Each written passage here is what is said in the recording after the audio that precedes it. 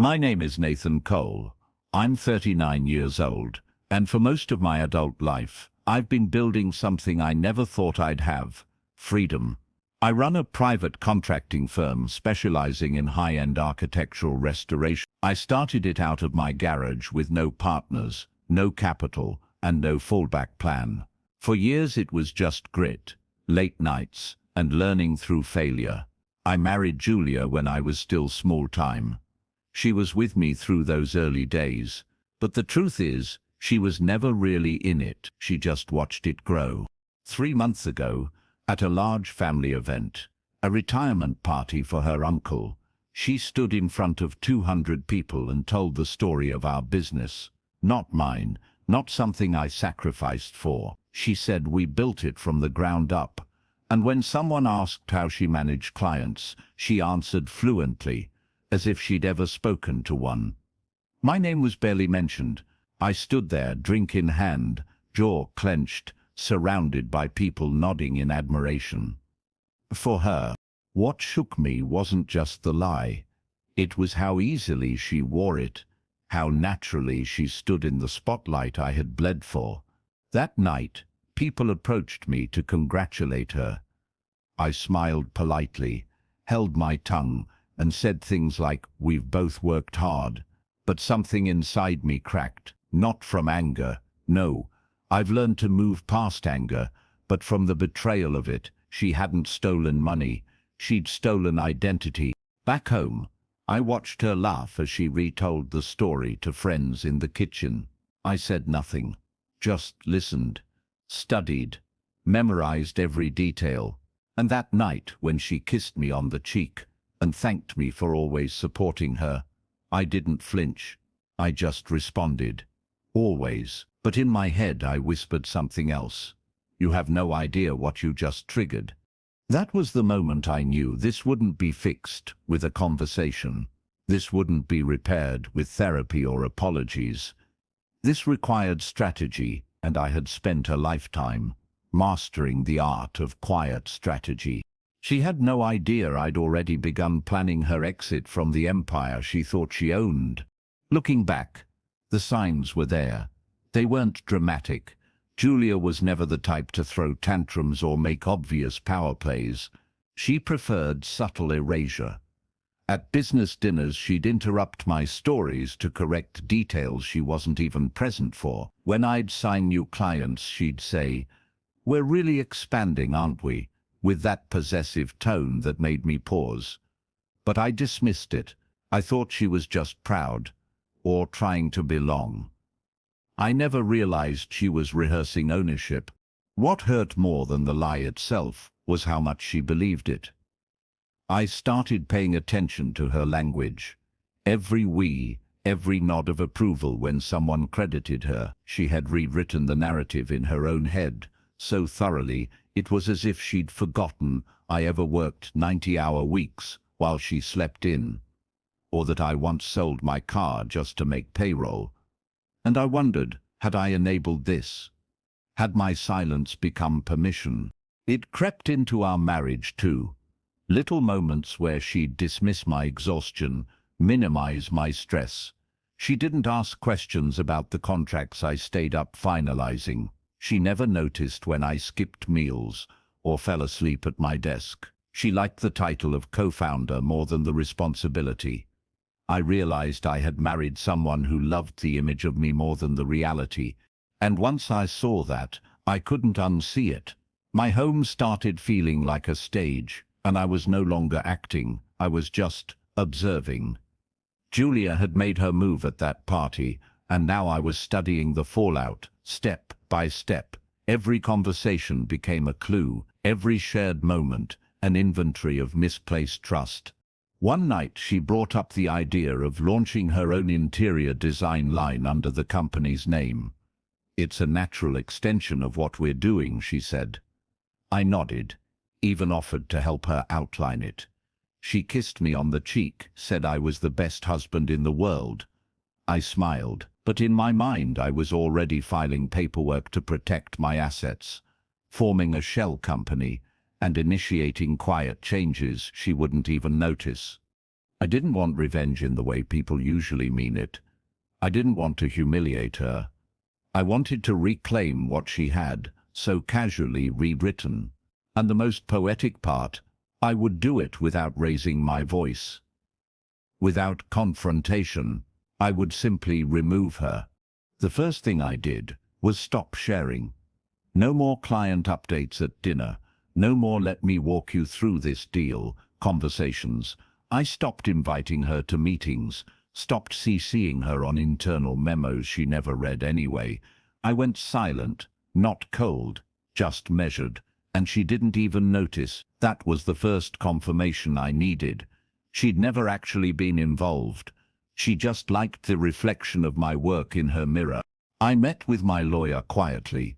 We'd worked together for over a decade, so he didn't ask many questions, just read the look in my eyes, and said, "Let's start separating things." I restructured the company, set up holding accounts, realigned ownership percentages through legal means, and pulled all decision-making power into a trust I controlled alone.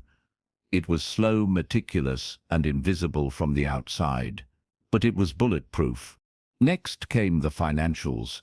Julia had access to joint accounts, but none of the corporate back-end. She didn't notice as I moved the firm's liquid assets to protected holdings, dissolved unused business cards, and restricted vendor authorizations to names she wouldn't recognize. She thought I was being busy. In truth, I was locking every door behind her. At home, I played the role perfectly. I still kissed her goodnight, still brought her coffee in the mornings. I didn't want to tip her off. Not because I feared her, but because I wanted her to be surprised. She needed to feel the gap between the illusion she built and the truth she had ignored. She kept posting about our success online. LinkedIn updates, Instagram stories, little videos where she called herself a CEO. People started congratulating her.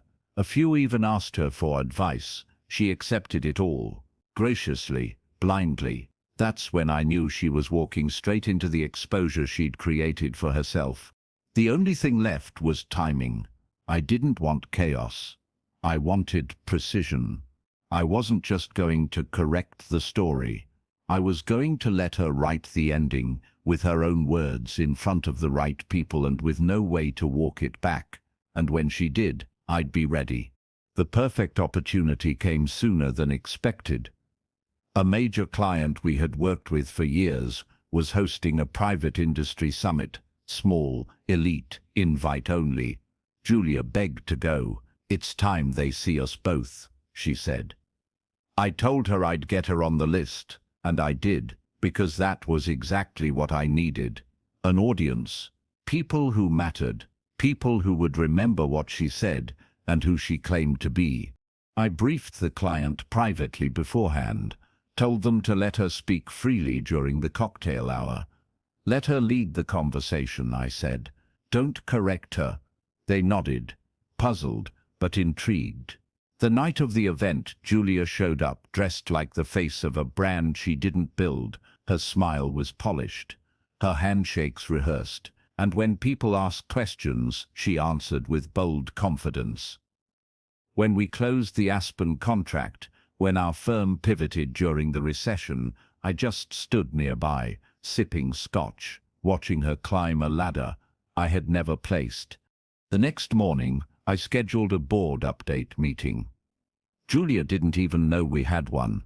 That's how far removed she truly was. I filed final documents shifting our brand trademark, securing digital assets under my personal trust, and delivering key performance metrics to investors, none of whom she even knew by name. The firm, legally and operationally, had become mine alone, and there wasn't a single email trail tying her to any core operation. Then came the soft reset. I informed our team that moving forward, all branding, internal memos and communication would reflect a leadership restructure. No public statement, no drama, just a quiet update in the company handbook and executive listing. My attorney issued a protective clause for future appearances. Julia was not to speak on behalf of the company under any capacity. It was official, binding, clean. When I got home that night, she was glowing. "Did you see how many people wanted to talk to me?" she asked. "I think I really impressed them." I nodded. "You definitely made an impression. That wasn't a lie. Just not the truth," she thought. I knew it wouldn't hit her immediately. Not until she tried to post again. Not until she tried to log into systems that no longer recognized her. Not until the emails stopped arriving, the calls stopped coming, and the company, my company, no longer played along with her illusion. And when that day came, I wouldn't need to say a word. She would unravel in the silence I had built for her. It happened on a Thursday. I remember because I had just gotten home from a late strategy meeting, and Julia was already pacing the kitchen, her phone in her hand, brows furrowed. "Did the company email server crash?" she asked. "I can't log in." I walked past her and set down my keys. "Not that I know of," I said. She stared at me, waiting for more. I didn't offer any. By Friday morning she was panicked. "Why are people asking me to redirect media inquiries to the executive office? I am the executive office." I looked at her and simply said, "No, Julia, you're not." She didn't respond right away, just stood there, blinking, as if the words were in another language. And maybe, in some way they were. The language of boundaries, of truth, of ownership. She started demanding answers, emails, passwords, access. "What is going on, Marcus? Are you locking me out?" I calmly handed her a folder. Inside were documents, legal ones, a timeline, a trail, a mirror, everything she had posted, claimed and attached herself to, side by side with the truth of who had done the work, who had signed the deals, and who had built the foundation. There were no accusations, just facts, and her name wasn't on any of them. She tried to spin it. "You didn't tell me, how was I supposed to be involved?" But I didn't flinch. "Julia, this wasn't about involvement. It was about integrity. You rewrote the story, and I simply wrote you out of it." That's when the tears came, not from grief, but from exposure. She realized she hadn't just lost access. She'd lost the audience. And worse, she had no claim to any part of what remained. By Monday, the industry had shifted too. A subtle correction started to ripple out. No dramatic headlines, just quiet conversations. I thought she was part of the firm. Turns out, not really. I didn't say a word publicly. I didn't need to. The truth was walking on its own now. She had climbed a ladder built on borrowed credit, and when it vanished beneath her, the fall was silent, but complete. The house was quieter after that. We still lived together for a few weeks, like distant co-workers sharing an awkward lease. But every day she saw the gap she couldn't bridge. Not because I was cruel, but because I had simply stopped making myself small. She moved out on a Sunday morning. No big fight, no slamming doors, just a few bags, a stiff goodbye, and a long silence that stretched between the front door and the driveway. I watched her go without emotion, not because I didn't care, because I was done bleeding for someone who only applauded the outcome, never the effort. She had mistaken proximity for partnership, and by the time she realized the difference, the bridge was gone. Friends asked what happened. I told them the truth, just not all of it. It didn't work out, I'd say. We wanted different things. That was true enough. She wanted credit. I wanted peace. She wanted the spotlight. I wanted the structure, and I had no interest in teaching someone the value of what they never helped build. In the weeks that followed, my work deepened.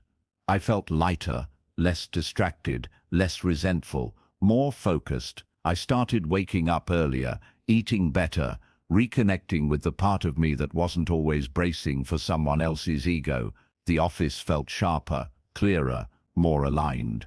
No more second-guessing myself to preserve someone else's fantasy, just clean momentum.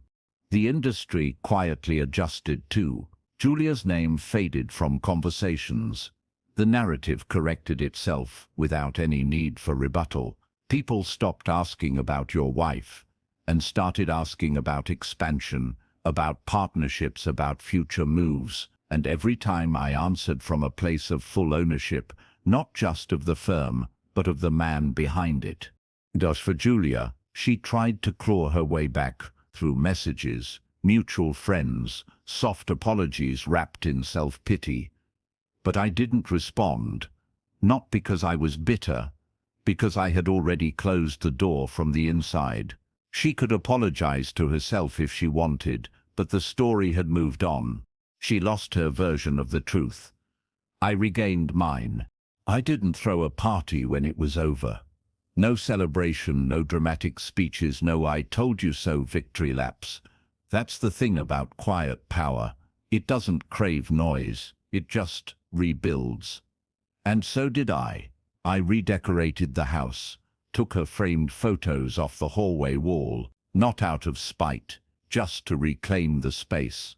I replaced them with blueprints of the first building I ever restored, a reminder of where I began, alone, focused, free. What surprised me most wasn't how relieved I felt, it was how natural it all became. The silence, the clarity, the lack of chaos. For so long I thought peace came after a fight. Turns out peace comes when you stop explaining yourself to people who've already made up their minds. Julia thought she'd earned a share in my story because she was nearby. But presence isn't partnership, and love without respect is just noise. One day, a client, an older man I respect deeply, pulled me aside after a deal and said, "You look lighter." I nodded. "I am." He smiled and said, "Whatever you let go of, you did the right thing." That was the moment I knew I didn't just win. I had healed, not from heartbreak, but from the weight of pretending things were fair when they weren't. I've stopped needing recognition. I don't post much. I don't talk about Julia. I don't reference the past unless it's to learn from it. What matters now is what I'm building, who I'm becoming, and the boundaries I refuse to erase again. If you're watching this and you've ever had someone rewrite your story while standing on the ground you built, don't argue, don't plead. Just pause, step back, and build something so solid, so sharp and so real that when the truth comes out, it doesn't need your voice to echo. Let them climb the ladder of illusion. Then quietly remove every rung. And when they fall, don't look back. Just keep walking forward, like the architect of your own redemption.